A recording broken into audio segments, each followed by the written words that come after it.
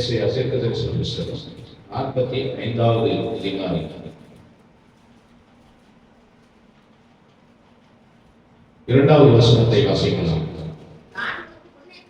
நான் உனக்கு முன்னே போய் கோணலானவைகளை சபையாக்குவேன். எனவே சொல்லலாம், எத்தனையோ கோணல்கள் இருக்கிறது. ஒழுங்கா போல எல்லாம் ஸ்டக்கா இருக்கு. அடிக்கடி பாதையை மாற்றி போக வேண்டிய சூழ்நிலைகள் ஏற்படுது. ஒரு முடிவு எடுத்து ஒரு காரியத்தை செய்யணும் அப்படின்னு சொல்லி நினைச்சா அந்த காரியம் முழுசா நிறைவு பெறுவதில்லை. அந்த காரியத்தை பாதையிலே நிறுத்திட்டு அடுத்த காரியத்துக்காவது போகலாம் அப்படின்னு சொல்லி பார்த்தீங்கன்னா அதெல்லாம் தடைகள். இப்படி நிறைய முரண்பாடான பாதைகள், முரண்பாடான வாழ்க்கையில நேர்பாதையில போய் ஆசீர்வாதத்தை பெற்றுக்கொள்ள முடிவதில்லை. நிறைய தடைகள் இருக்கிறது. இஸ்ரவேல் ஜனங்கள் வெகு எளிதாக ஆசீர்வாதத்தை பெற்றுக்கொள்ளும்படியான பாதை இருந்தது. வெகு எளிதாக கானானை சுதந்திரிக்கும்படியான பாதை இருந்தது.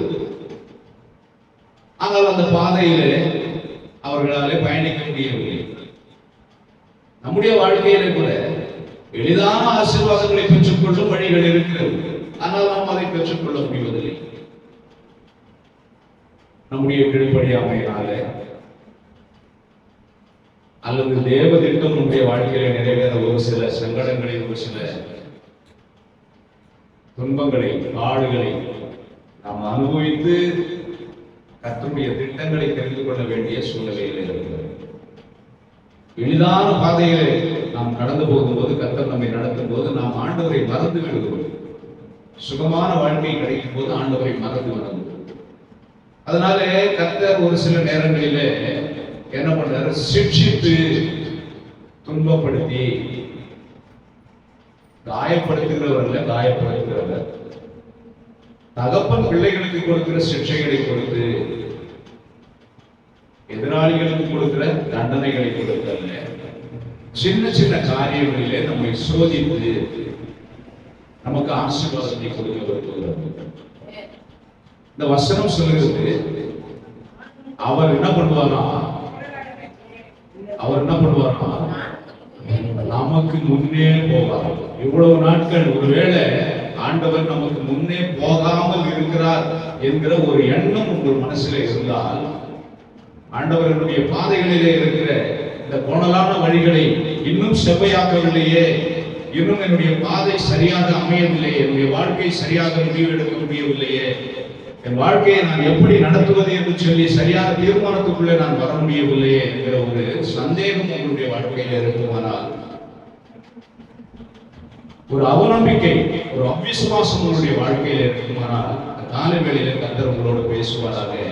அவர் என்ன பண்றாரு, முதல்ல உங்களுக்கு முன்னாடி போறாரு.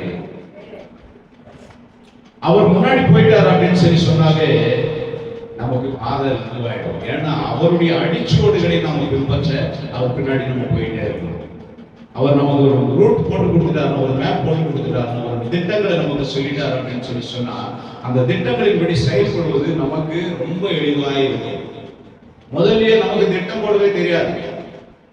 நம்ம குழம்பி போயிருக்கிற ஜனங்கள், நம்ம எப்படி வாழறதுன்னு முதல்ல நமக்கு தெரியாது. அடுத்த காரியம் என்னன்னு சொல்லி நம்மளால தீர்மானிக்க முடியறது இல்லை. எதிர்கால திட்டங்களை சரியாய் நம்மால அமைக்க முடியவில்லை. ஏன்னா உலகம் அந்த மாதிரி ஆயிப்போச்சு. கொல்லாங்காலுக்குள்ள கிடக்கிறது உலகம். நம்ம ஒண்ணு செஞ்சா அது ஒண்ணு நடக்குது. பிசாசு எந்த வழியிலையாவது குறுக்கிட்டு நம்மை கீழே விட தள்ளவும், நம்முடைய ஆசீர்வாதங்களை தடை பண்ணவும், நம்ம கர்த்தரோடு நடக்கக்கூடாதபடி நம்மை ஆண்டவருக்கு விரோதமான பிள்ளைகளாக ஆயத்தப்படுத்தும் அவன் திட்டம் வச்சிருக்கிறான். சில சமயங்களிலே நாம் தடுமாடுகிறோம். எப்படி நாம தேவ திட்டத்தை நிறைவேற்றுவது என்றும், குடும்பத்தை எப்படி நடத்துவது என்று சொல்லியும், நம்முடைய வாழ்க்கையில சமாதான பாதையை நாம் எப்படி தெரிந்து கொள்வது என்று சொல்லியும் நாம் தடுமாடுவோம். இந்த தடுமாற்றங்களை கர்த்தர் போக்கும்படியாகத்தான் அவர் என்ன பண்றாரு, முன்னாடி போறாரு. அடுத்தது பாருங்க, கோணலானவைகளை என்ன பண்றாரு, செவ்வையாக்குவார். முதல்ல முன்ன போறன்றவே பெரிய விஷயம். அவர் முன்னாடி போகிறதுக்கு நம்ம அனுமதிக்கணும்.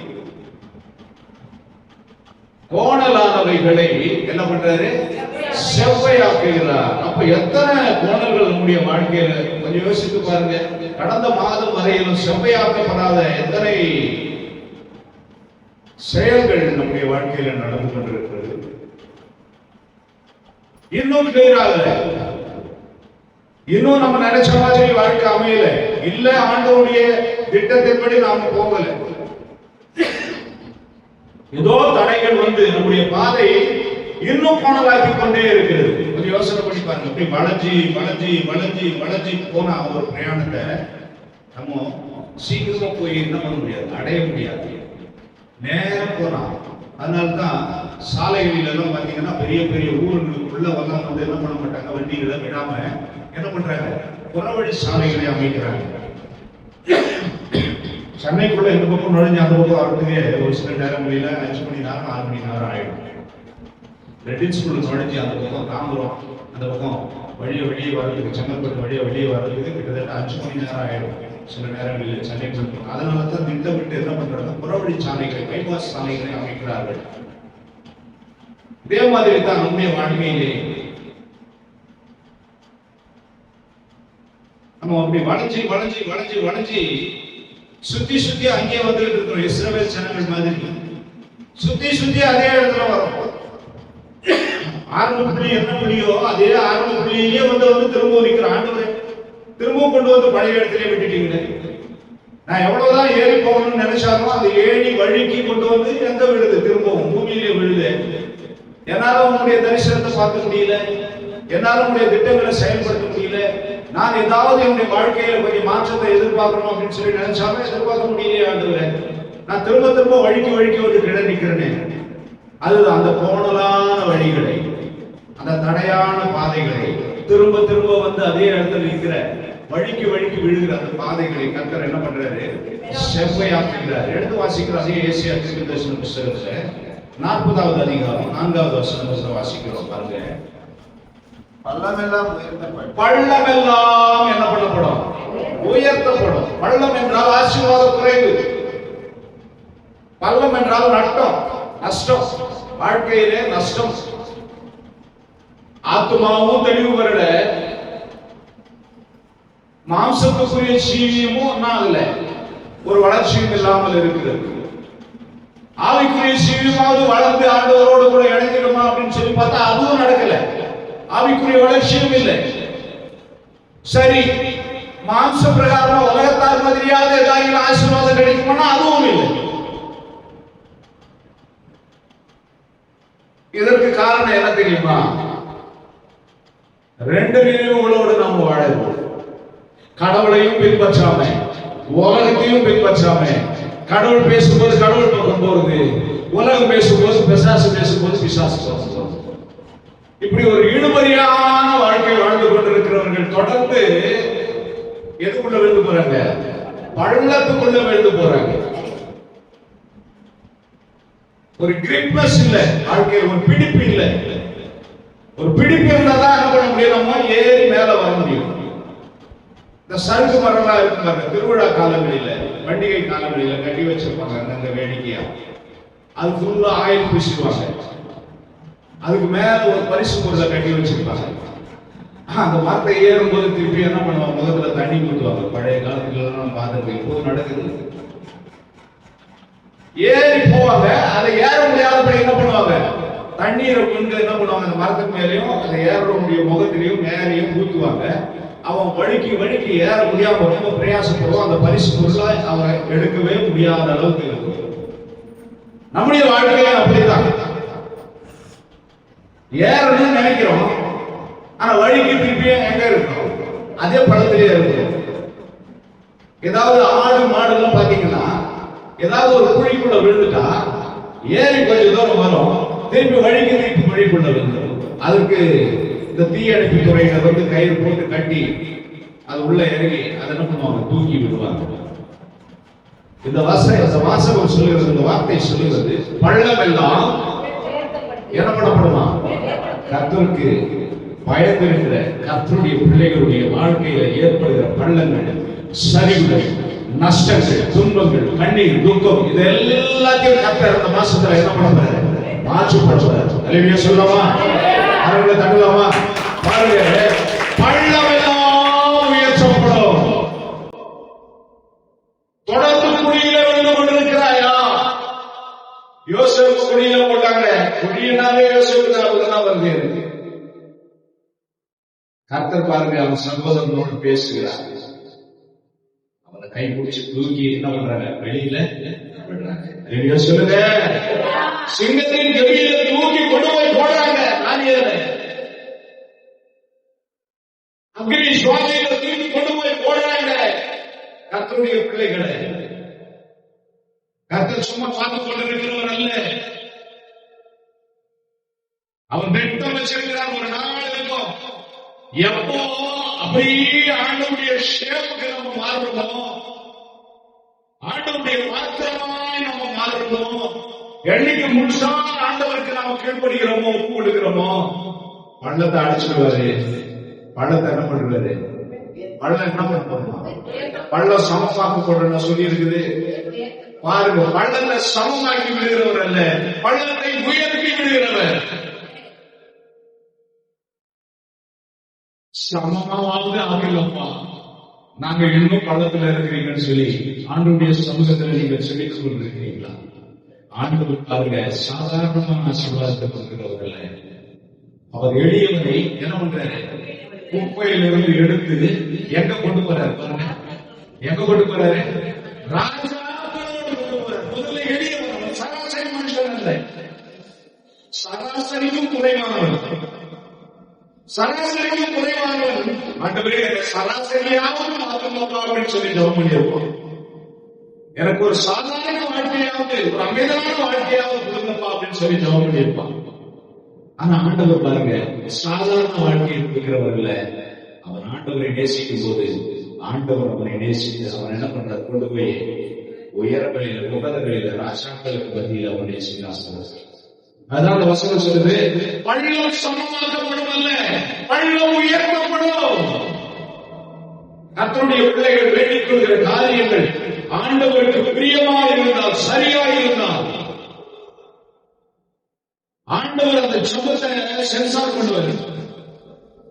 சினிமாவெல்லாம் சென்சார் பண்ணுவாங்க. சினிமாவெல்லாம் நடிக்கிறாங்க. இந்த சினிமாவில் குற்ற செயல்கள் நடக்கிற காட்சிகள், சமுதாயத்தை கெடுக்கிற செயல்பாடுகள், பாலியல் இச்சையை தூண்டுகிற காரியங்கள், பாவத்தை ஜனங்கள் கற்றுக்கொள்ளும்படியான காரியங்கள், போதை பழக்க வழக்கங்களை தூண்டும்படியான காரியங்கள் சினிமாவில் இருந்ததுன்னா அதை என்ன பண்றாங்க தெரியுமா? சென்சார் பண்ணுவாங்க.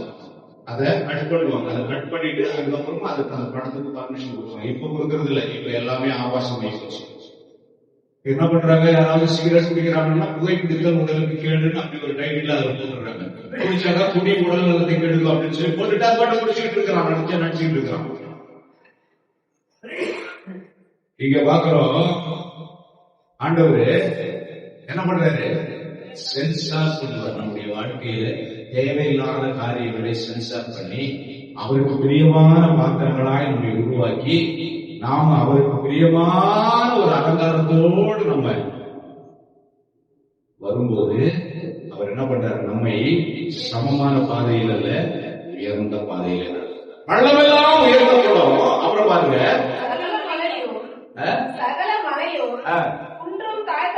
பாருங்க, அது செய்யணும்ல. இவ்வளவு நாள் உங்களை ஏளனமா பார்க்கணும், அவங்க தான் மலை. இவ்வளவு நாள் உங்களை எதிர்க்க நின்று அவங்க தான் மலை. கோலியாத்தை மரபோல பார்த்தாங்க இஸ்ரவேல் ஜனங்க. அறிவியல் சொல்லுங்க, கோலியாத்தை எப்படி பார்த்தாங்க? அப்படி அண்ணாந்து பார்த்தாங்க. கோலியாத்தா, உங்களை யாரெல்லாம் இவ்வளவு நாள் வரைக்கும் அடிமைப்படுத்தினாங்களோ, உங்களை யாரெல்லாம் இவ்வளவு நாள் வரைக்கும் அவமானப்படுத்தினாங்களோ, உங்களை யாரெல்லாம் ஏளனமா பேசினாங்களோ, உங்களை யாரெல்லாம் அடைக்க ஆளணும்னு நினைச்சாங்களோ அவங்க தான் மலை. நீங்க அப்ப எப்படி இருந்தீங்க? பள்ளமா இருந்தீங்க. அவங்க எப்படி இருந்தாங்க? மலையா இருந்தாங்க. பள்ளத்தை உயர்த்துற ஆண்டவரு அவங்களையும் உயர்த்தி வருவேன்னு சொல்றாரு. அவங்களை அப்படியே விட்டுருவேன்னு சொல்லி சொல்றாரா? உங்களை உயர்த்த ஆரம்பிச்சுட்டாங்கன்னா அவங்க என்ன பண்ணுவாரு? கட்டுவார். ஒரு கட்டு தங்கியிருந்தாங்க. கர்த்தருக்கு விரோதமாய் செயல்படுகிறவர்களே ஒரு தட்டு தட்டி மலைகள் எல்லாம் சரியான பயணத்தை மேற்கொள்ள முடியும். நமக்கு எதிராளி அவன் அவனுடைய பலத்துல பெருகிக் கொண்டே இருந்தா, பிசாசு அவனுடைய அதிகாரத்தை செலுத்திக் கொண்டே இருந்தா, கர்த்தருடைய பிள்ளைகள் சமாதானமான வாழ்க்கையை வாழ முடியாது அல்லவா? அப்போ பிசாசுடைய கிரியைகளை அழிக்க வேண்டும். அதுதான் தேவனுடைய திட்டம். எப்போ பிசாசுடைய கிரியைகள் அழிக்கப்படும்? கர்த்தருடைய பிள்ளைகள் உயர்த்தப்படும் போது, கர்த்தருடைய பிள்ளைகள் விசுவாசத்தில் வளரும் போது, கர்த்தருடைய பிள்ளைகள் தேவ பலத்தை பெற்றுக் கொள்ளும் போது. பள்ளமாக இருக்கிற நீ தேவனாலே பலன் அடையும் போது உயரமாக இருக்கிற பிசாசு தாழ்த்தப்படுவான். சொல்லுங்க, அப்புறம் தாழ்த்தப்படும். என்னவா? கோணலானவைகளை. அந்த வசனத்துல பார்த்த மாதிரி 45:2 பார்த்த மாதிரி கோணலானவைகளை செவ்வையாக்கி கரடு முருடான பாதையை. சொல்லுங்க, கரடு முருடான உன்னுடைய வாழ்க்கை. கரடு முரடு அப்படின்னு சொன்னா என்ன அர்த்தம் தெரியுமா? நடந்து போற பாதையே இருக்காது. அப்படியே ஏறணும், கல் மேல அப்படியே ஏறவும், முள்ளு மேல ஏறவும், அப்படியே காலில் முள்ளு குத்திக்கும், அப்புறம் முள்ள கட்டி திருப்பி போவோம். இந்த காடு மலை மேடுகள் எல்லாம், இந்த வனாந்திர வழியில எல்லாம் நடந்து போற பாதை இருக்காது. நாம தான் புதுசா பாதையை உருவாக்கணும்.